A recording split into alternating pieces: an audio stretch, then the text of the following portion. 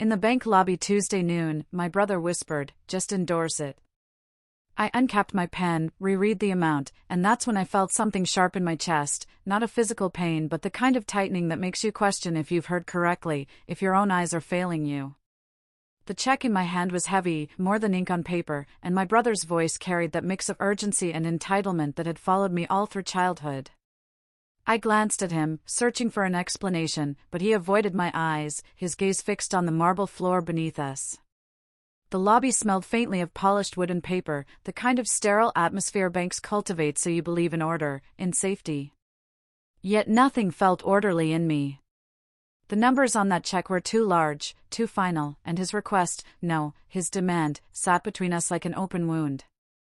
I whispered back, "What is this?" though I already knew I wouldn't get an answer I could trust. He shifted his weight, leaning against the counter as though this were a minor inconvenience, a signature, a formality, not a betrayal waiting to bloom. For a long moment, my hand didn't move. I stared at the pen as though it might tell me what to do, as though the act of signing would unlock something simple instead of closing a door I hadn't realized I'd been standing in front of all my life. My brother cleared his throat, impatient now. "Come on," he muttered, "it's just easier this way. You don't need to think about it." But that was the problem, I was thinking about it. About everything. I thought about how we used to share chores in our parents' house, him always slipping away before the work was done, leaving me to fold laundry or scrub dishes alone. I thought about birthdays where my gifts to him were remembered, but mine from him were forgotten or bought at the last minute, thoughtless and cheap. I thought about every small moment where I had been asked to carry more, to trust more, to give more, while he skimmed away with the benefits. Standing there in the hum of that bank, I realized this was no different. He wanted me to give, to sign, to be complicit in something I barely understood. And he expected me to do it silently, obediently, the way I always had. My fingers trembled slightly, though I kept my face calm. A woman passed behind us, heels clicking on the tile, her perfume sharp and out of place in the musty quiet. I envied her, a stranger with no stake in my family's quiet wars. The clerk at the desk called out numbers in a rehearsed tone, another customer shuffled papers, and all around me life moved as though nothing was wrong. Only my world had shifted, quietly, as if a crack had opened underfoot. "I can't sign this without knowing," I said finally, my voice low. He turned his head sharply, his jaw tightening. "Don't make this difficult," he hissed. The words stung more than I expected. Difficult. That had been my label since childhood whenever I asked questions, whenever I resisted, whenever I failed to simply go along. Difficult when I wanted to keep something that was mine, difficult when I didn't want to share my time or my money or my patience endlessly with him. I put the cap back on the pen. It was such a small action, barely audible, but it sounded like defiance. His eyes flashed with something I couldn't read, maybe fear, maybe anger. He leaned closer, whispering so tightly I could feel the heat of his breath. "Do you want to ruin everything? After all I've done to make this work?" His words twisted, framing himself as the sacrificer, the one who bore the burden. But I knew better. I knew his history, the trail of half-truths, broken promises, debts that never quite cleared. I thought of the last time he borrowed money from me. He swore it was temporary, that he would pay me back within weeks. That was 2 years ago, and not a single dollar had returned. I never asked, never pressed, because pressing my brother felt like opening a door to conflict I wasn't strong enough to face then. But now, standing with this check, I felt the accumulation of years pressing against me. My silence had built this moment. Every unspoken protest, every swallowed complaint, every time I let him take without consequence, they all crystallized into this instant, here in a bank lobby, with a pen in my hand and his expectation weighing down on me. I set the check on the counter. "I need time," I said softly. His reaction was swift, a sharp intake of breath, eyes narrowing as though I'd insulted him in public. "Time?" he repeated, his voice louder than mine, enough to draw a curious glance from a man waiting behind us. "It's just a signature. Don't complicate it."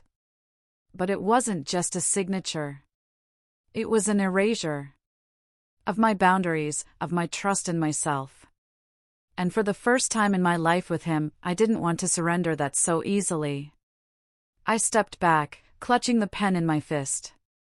My pulse was loud in my ears, but beneath it I felt something else, not courage, not yet, but the seed of refusal, trembling but alive. The silence between us stretched, brittle and cold. He tried again, his voice slipping into persuasion, that old familiar tactic.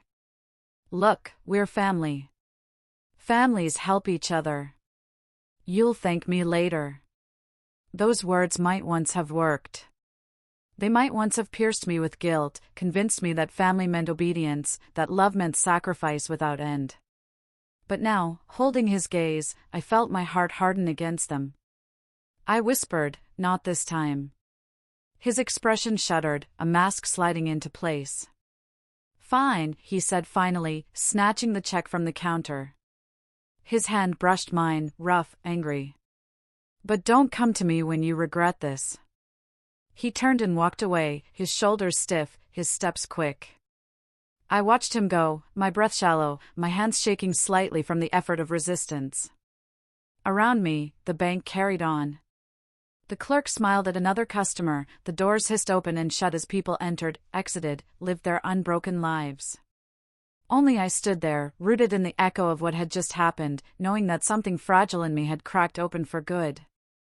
I left without speaking to anyone, without touching the coffee cart by the door, without even looking at the posters plastered on the wall promising financial security. Outside, the sun was high, almost too bright, and I blinked against it. I walked slowly to my car, feeling the air thick in my lungs. My brother's words lingered, the bite of them, but also my own, not this time. They were small words, barely audible, but they were mine.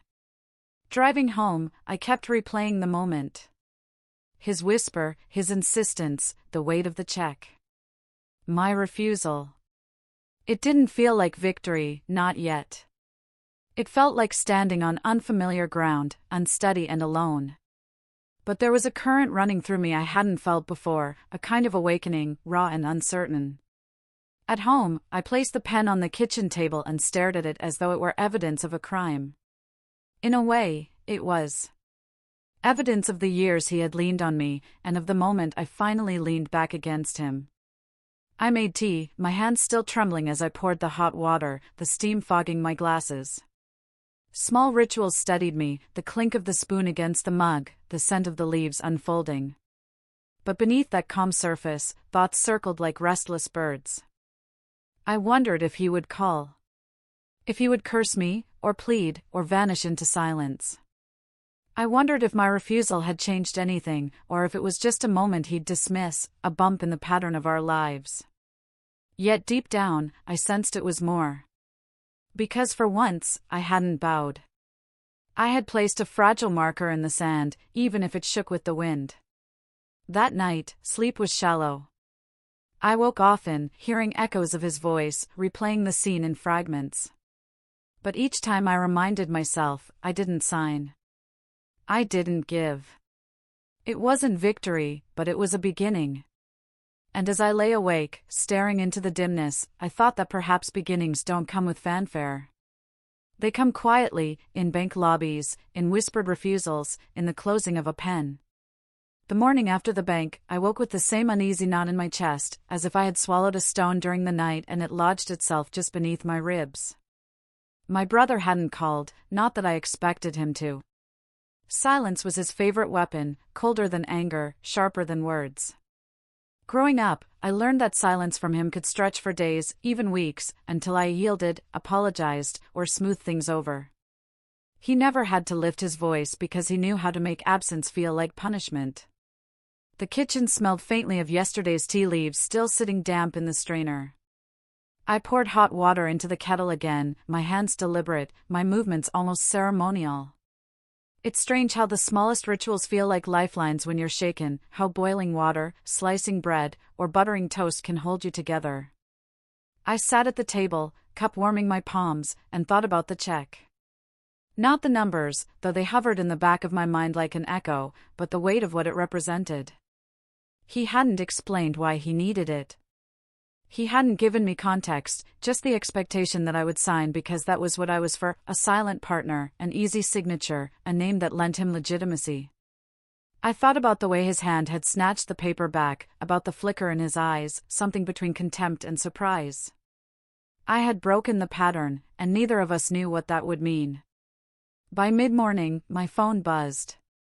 His name on the screen. I let it ring. Twice. 3 times. Then I silenced it, my heart hammering in my throat. I couldn't face his voice yet, whether it came coated in anger or dressed in charm. Both would undo me in different ways. I turned the phone face down on the table and pressed my fingers against my temples. But guilt arrived anyway, as it always does. It threaded through my thoughts, whispering that I was cruel, that I was selfish, that I had abandoned him in a moment of need. It reminded me of our parents, of how they had always urged me to look out for him, to be the understanding one, because he was younger, because he was impulsive, because I was stronger. That was the story I'd been fed since childhood, my worth measured in how much I could hold for him. I walked to the window, pulling the curtain aside.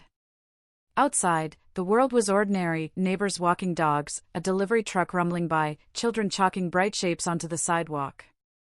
None of them knew the war unfolding in my chest. I envied their normalcy, their freedom to exist without being bound by someone else's endless taking. By afternoon, the silence grew heavier. I imagined him pacing somewhere, phone in hand, constructing his next move. I knew him well enough to predict the cycle, first anger, then persuasion, then guilt. He would remind me of childhood promises, of blood ties, of the duty that comes with shared history. And if that failed, he would wound me with silence, with the cold shoulder that left me aching until I surrendered. I brewed another cup of tea, though the taste felt bitter on my tongue. My body felt restless, unable to settle. I picked up a scarf from the back of the chair, one I hadn't worn in years, and wrapped it around my shoulders. It was my mother's, a gift to me before she passed, soft and slightly frayed at the edges. She had told me once, while folding laundry at the old kitchen table, "Your brother means well. He just struggles. Be patient with him." I had carried that sentence for decades, an excuse embroidered into my skin. But as I sat there now, with her scarf around me, I wondered if patience had become something else, a chain. When the phone rang again in the evening, I answered. His voice was clipped, cold. "What's wrong with you?" he began, without greeting. "You embarrassed me yesterday." I closed my eyes, gripping the phone tighter. "I didn't embarrass you. I just couldn't sign without knowing what it was for." "You don't trust me?" His tone sharpened, a lash hidden in the words. I hesitated, then said, "I don't trust this." There was a pause. I heard him exhale, a long, deliberate sound meant to make me feel small. "You've always been dramatic," he said finally. "Always overthinking, always making everything about you. It was simple, and you made it ugly." The words landed like stones in my stomach. I wanted to defend myself, to explain that my refusal was not selfish but necessary. But the years of conditioning weighed heavier than reason. I found myself apologizing, my voice small. "I just need to understand." "Understand?" he snapped. "It's family business. You don't need the details. You just need to stand by me. Isn't that what family does?" Family. That word again, wielded like a weapon. I pressed my lips together, resisting the instinct to agree. "I've stood by you for years," I said quietly. "Then don't stop now," he shot back. "This is the worst time to suddenly grow a conscience." The call ended not long after, his voice still ringing in my ears. I sat in the silence that followed, the weight of his accusation pressing down on me. Maybe I was dramatic. Maybe I was selfish. Maybe I had been wrong to hesitate. The self-doubt crept in, as familiar as it was poisonous. That night, I walked slowly through the house, touching objects like they might anchor me, the frame of a photograph, the edge of a lamp, the smooth coolness of the banister. I tried to remind myself of what was real, the solid wood beneath my fingers, the air moving through the vents, the quiet presence of home. Yet beneath it all, his voice lingered, stirring up old doubts. I sat at my desk and opened a notebook, one I rarely used. I wrote down the words I had said to him. I don't trust this. I underlined them, twice. It felt defiant, even on paper.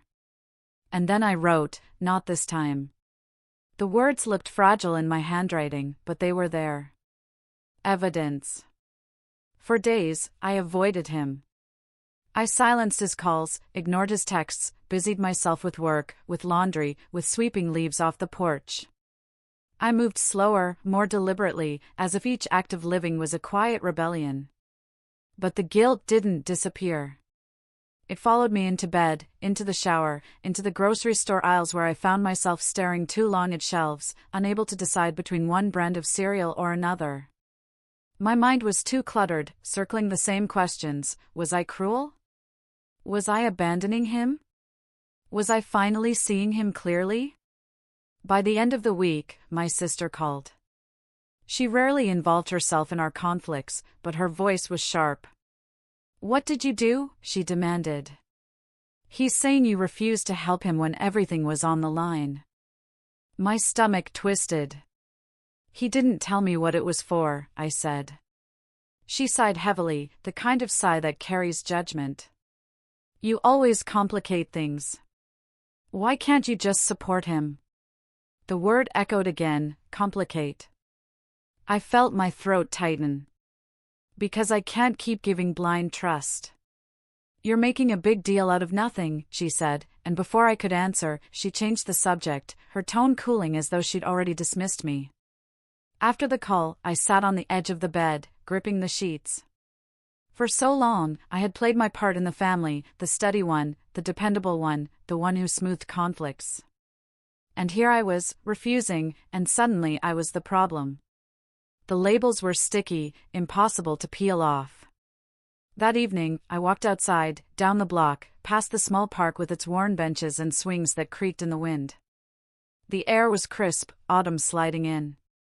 I sat on a bench and watched the leaves shift overhead, their edges turning gold. A child's laughter rang from the far end of the park, light and unburdened.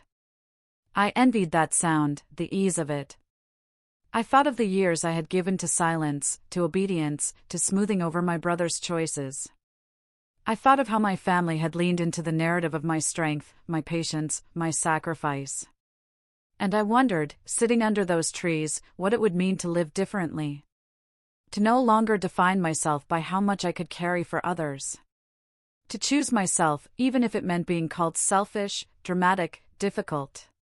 When I finally walked home, the house felt different, not safer, but more mine. I lit a candle on the table, its small flame flickering. I watched it for a long time, letting its glow steady me. And in that quiet, I thought, maybe the real betrayal isn't refusing him. Maybe the betrayal would be to keep betraying myself. The following week passed like walking on uneven ground, every step cautious, every silence loaded. My brother's messages grew sharper. At first they were short, demanding, "Call me back. We need to talk." Then they lengthened into guilt-laden appeals, "You don't understand the pressure I'm under. Family doesn't turn on each other." And finally, the barbed ones, "You've always been jealous. You'll regret this when I'm gone." I read them all, each one slicing a little deeper, though I rarely responded. When I did, my words were careful, stripped of emotion. "I can't sign without understanding." It was the only sentence I trusted myself with, though even typing it made me tremble. But silence didn't protect me from the ripple effect. One evening, an aunt called. She spoke in that rehearsed tone people use when they've already taken sides. "He says you humiliated him," she began, her voice syrupy, as if pitying me for my ignorance. "Why would you do that? You're older. You should know better." Older. Another label I had carried all my life. Older meant responsible, wiser, self-sacrificing. older meant that when things fell apart, I was the one expected to sweep the pieces together. I listened to her words, polite, until she was finished, and then I told her, I'm not ashamed of what I did. The line went quiet for a moment, as if I had spoken a language she didn't understand. She coughed and said something about hoping I'd come to my senses, then ended the call. I sat in the quiet afterward, staring at the phone, realizing how swiftly alliances formed in families. Truth was secondary, loyalty was currency. And I had just declared bankruptcy. The weight of it followed me into daily life. At work, I found myself distracted, staring too long at documents, forgetting names in meetings. My mind circled the same questions until they became a hum under my skin. But even in the exhaustion, something inside me was sharpening. Each call, each accusation, each whispered word about duty only confirmed what I already knew. I had been carrying too much for too long. One night, after another voicemail from my brother, his voice cracking between rage and desperation, I opened a drawer and pulled out a stack of letters my mother had kept. They were hers, written years ago, her neat handwriting curling across yellowed paper. I hadn't read them in ages. Sitting at the kitchen table, I opened one at random. She had written about her own brother, my uncle, how he leaned on her, how he made promises that dissolved, how she stayed silent because silence was easier than conflict. Reading her words, I felt a jolt. The pattern wasn't just mine. It had roots, passed down like an inheritance no one asked for. My mother had borne it, and in her way, she had taught me to do the same. But she had also left these letters, small confessions on paper, as though some part of her had wanted someone to see, to understand. I traced her words with my finger, tears slipping down my cheeks before I noticed. For the first time, I realized I wasn't alone in this kind of weight. I was part of a chain, but perhaps I didn't have to remain bound to it. Perhaps I could be the one to stop it. The next day, I did something small but terrifying. I blocked my brother's number. My finger hovered over the button for a long time, my heart racing, but when I finally pressed it, a strange quietness settled in me. It wasn't triumph, it was too raw, too fragile for that, but it was a breath of air where there had been none. Of course, silence found another way in. That evening, my sister showed up at my door. She looked at me with eyes full of accusation. "What are you doing to him?" she demanded before I had even invited her in. I stood there, my hand still on the doorknob. "What am I doing to him?" I repeated slowly. "Do you hear yourself?" She crossed her arms. "He's family. He says you're abandoning him when he needs you most. Do you want him to spiral? Do you want his blood on your hands?" Her words struck me like a slap. "His blood on my hands?" I whispered. "Do you hear how cruel that is? How manipulative?" But she wasn't listening. She shook her head, muttering about how I had changed, how I'd become cold, distant. Then she left, her footsteps sharp against the walkway. I closed the door behind her, leaning against it, my chest heaving. The old me would have chased her, apologized, begged her to understand. But I stayed still, the wood cool against my back, and let the silence swallow me. I didn't need her to understand. Not anymore. That night, I sat in the dim glow of the living room lamp and thought about change. Real change. It doesn't come like a storm, sudden and violent. It comes in fragments, in small refusals, in trembling hands that still manage to set down the pen. It comes in blocked numbers, in the quiet choice to sit with discomfort instead of running from it. I thought about my brother, pacing somewhere, angry and confused at my resistance. I thought about my sister, her loyalty bound to him tighter than truth. And I thought about myself, not the version they saw, not the difficult one, not the selfish one, but the person I was slowly, painfully uncovering. I lit a candle, the same one from nights before, and whispered aloud, "Not this time." My voice shook, but the words filled the room, echoing back to me as if the walls themselves understood. For the first time, I allowed myself to imagine a life not tethered to his demands. A life where my worth wasn't measured in signatures or sacrifices. A life where I could say no, and still belong to myself. The image was fragile, a flicker of possibility, but it was enough. Enough to steady me. Enough to carry me into sleep with a quieter heart. Blocking his number gave me peace for exactly 3 days. 3 days without the vibration of my phone, without his words snaking into my ear. 3 days of silence that felt less like punishment and more like oxygen. I began to notice things I had overlooked, the warmth of morning light spilling across my table, the sound of birds settling in the hedge, the way my shoulders dropped when I wasn't waiting for his voice. But silence never lasts. Not in families like mine.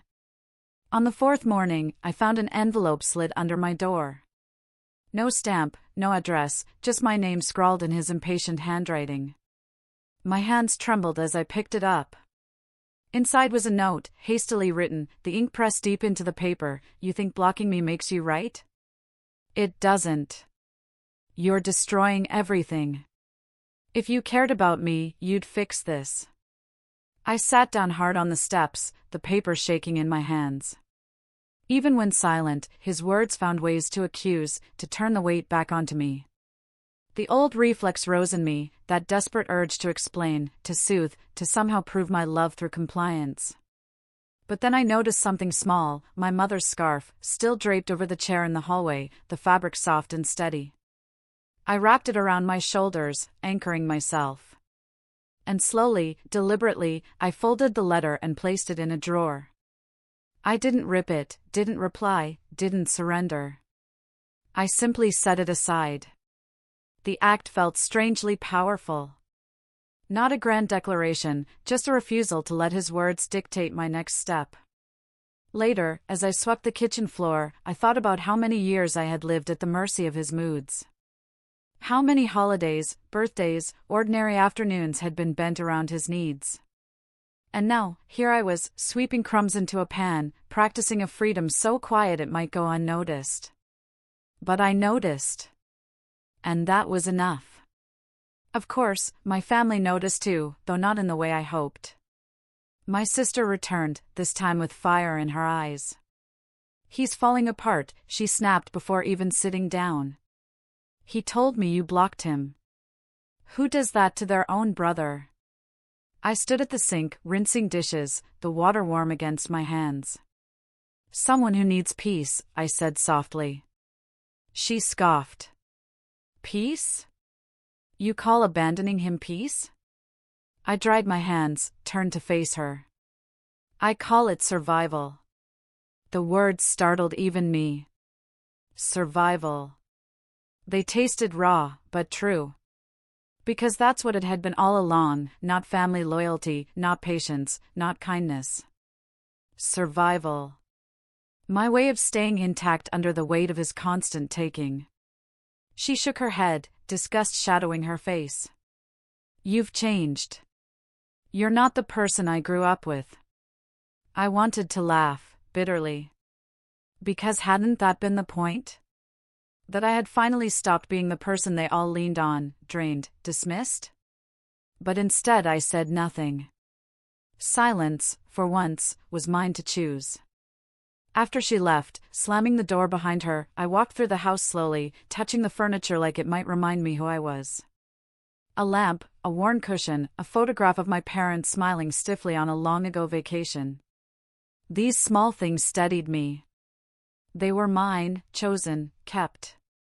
They didn't demand, didn't accuse. They simply existed, like me, quietly present. That evening, I decided to take a walk. The air had cooled, autumn pressing in, and leaves crackled beneath my shoes. I passed neighbors I barely knew, nodding politely, and for once I didn't feel invisible. I felt separate. Not tied down by the heavy threads of expectation. Just a person walking, breathing, noticing the color of the sky. I found myself at a small bookstore I hadn't visited in years. Its windows glowed warmly, books stacked high, the scent of paper and ink wrapping around me as I stepped inside. I wandered the aisles aimlessly, letting titles and covers brush against me. And then, almost without thinking, I bought a journal, thick, bound in soft leather, its pages blank and waiting. At home, I opened it and wrote, "This is mine." Just those 3 words, nothing more. But they felt like a declaration. For so long, my life had been dictated by what others asked of me, what others labeled me. Here, in these empty pages, I could write myself differently. The next morning, I made tea and opened the journal again. I wrote about the bank, about the check, about the sound of my brother's whisper. I wrote about my shaking hands, my sister's accusations, my aunt's sighs. And as I wrote, something shifted. The chaos inside me began to arrange itself, words giving shape to feelings I hadn't dared name. By the end of the week, I had filled 20 pages. None of it was beautiful, none of it meant for anyone else's eyes. But it was mine. A space where I wasn't the difficult one, or the selfish one, or the older one. I was simply me, raw and unfiltered. It was around this time that my brother appeared at my door.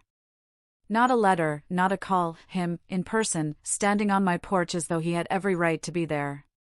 My heart lurched when I saw him through the window. I hesitated, hand on the knob, before finally opening it. His face was tight, his eyes tired. "We need to talk," he said flatly. I stepped aside, letting him in. He paced the living room, hands restless. "You've made this into a bigger deal than it is," he started. "All I needed was your help. But no, you had to turn it into some rebellion." I stood near the window, fingers pressed to the frame. It wasn't rebellion. It was honesty. He laughed bitterly. "Honesty? You call humiliating me in a bank honesty?" His words scraped old wounds, but I stayed still. "I call it refusing to betray myself." For a moment, he froze.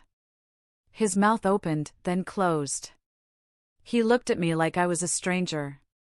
Maybe I was, at least to him.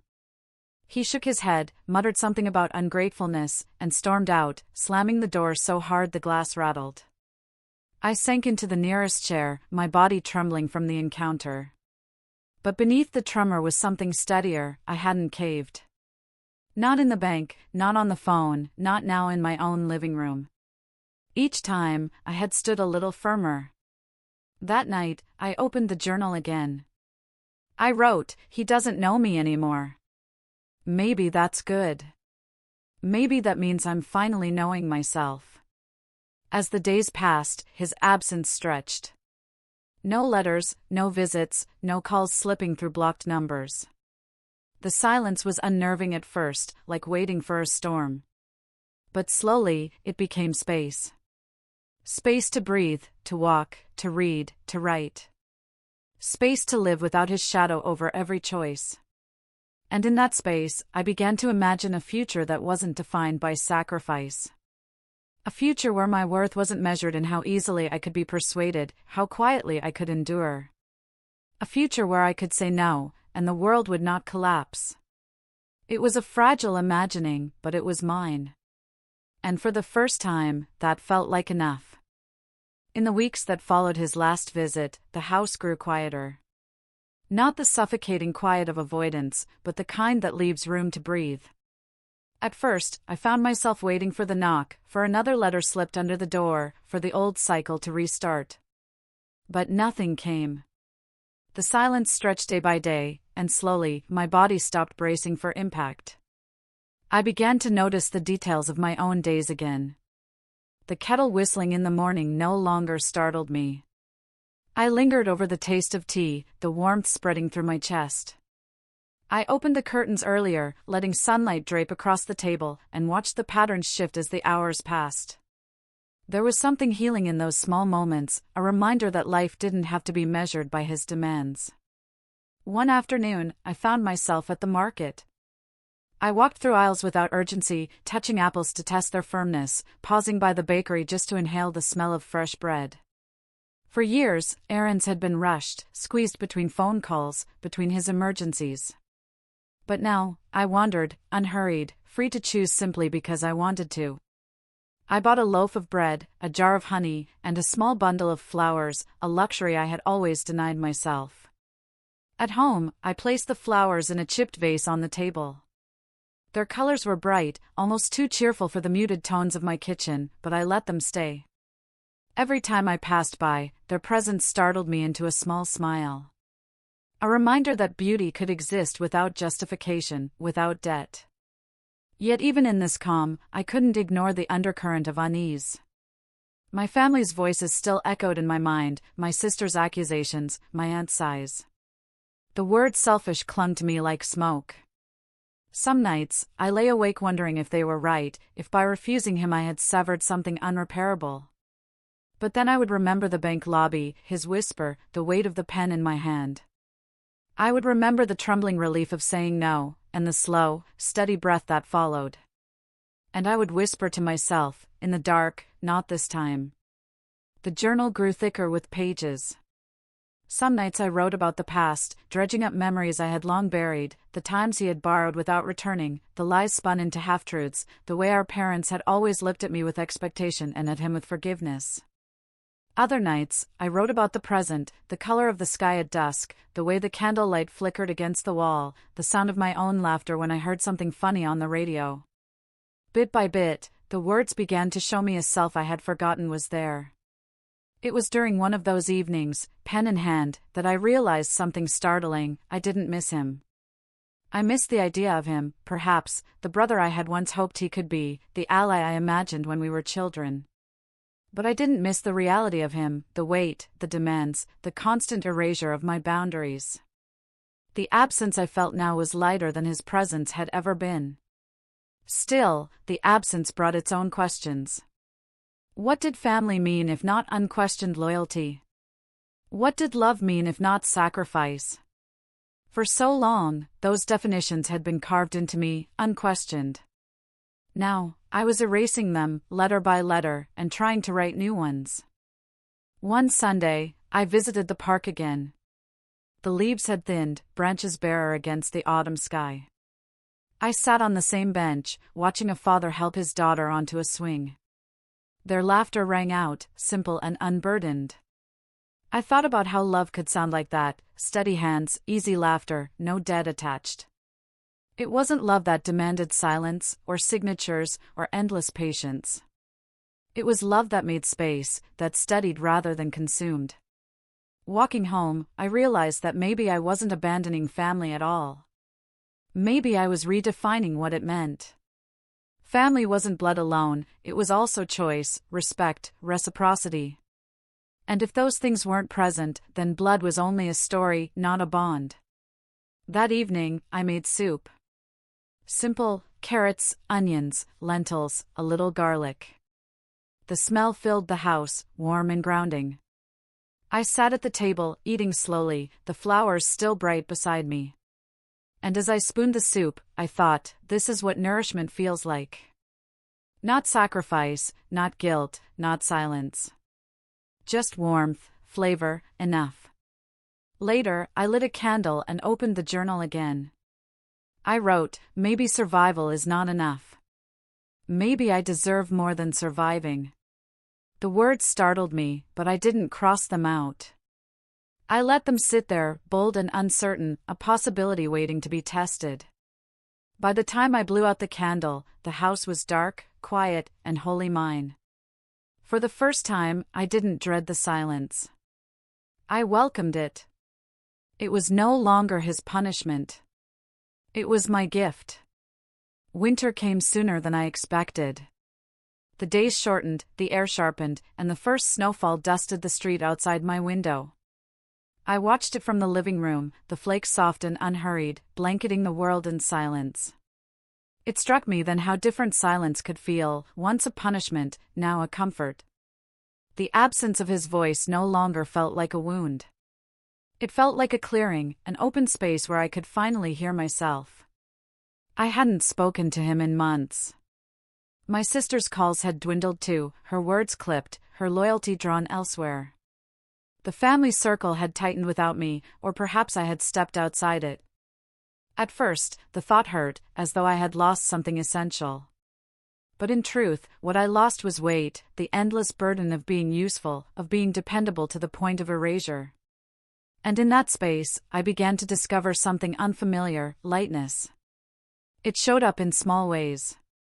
The flowers I kept buying, fresh each week, no longer felt like indulgence but necessity. The journal filled steadily, pages curling with ink, my handwriting loosening as though even my hand had learned to breathe. I walked more, noticing details I had never bothered with before: the shape of bare branches, the rhythm of my own footsteps, the way my breath rose like smoke in the cold. These were things I might once have dismissed as trivial. Now, they felt like markers of a life that belonged to me. Sometimes, in quiet moments, I wondered about him. Where he was, what he was telling others, whether he still thought of me as the enemy. But the thought no longer consumed me. I no longer rehearsed explanations or apologies in my head. I no longer carried the ache of his disappointment like a badge. He had his story, and I had mine. And for the first time, I didn't feel the need to bend mine to fit his. One evening, as I folded laundry, I found myself holding my mother's scarf again. The fabric was thinner now, edges more frayed. I pressed it to my cheek and thought about her words: be patient with him. I understood, finally, that her patience had been its own survival. But I also understood that survival had cost her pieces of herself. I didn't want to repeat that story. I wanted my own. I draped the scarf over the back of the chair and left it there, not as a weight but as a reminder. A reminder of where I came from, and of the choice I had made to step away. The last entry I wrote in my journal that year was simple: I am not difficult. I am not selfish. I am finally mine. I closed the book, blew out the candle, and sat in the dark, listening to the quiet hum of the house. There was no grand triumph, no dramatic transformation. Just a steady, grounded knowing that I had taken back something that was always meant to be mine. My voice. My choices. My life. And as the snow fell steadily outside, I thought about how beginnings rarely look like beginnings. Sometimes they look like refusal. Sometimes they sound like silence. Sometimes they feel like the small, trembling act of putting the cap back on a pen. I smiled to myself, letting the stillness settle deep. The world outside was blanketed in white, waiting for new tracks to be made. And for the first time, I felt ready to walk forward, unburdened.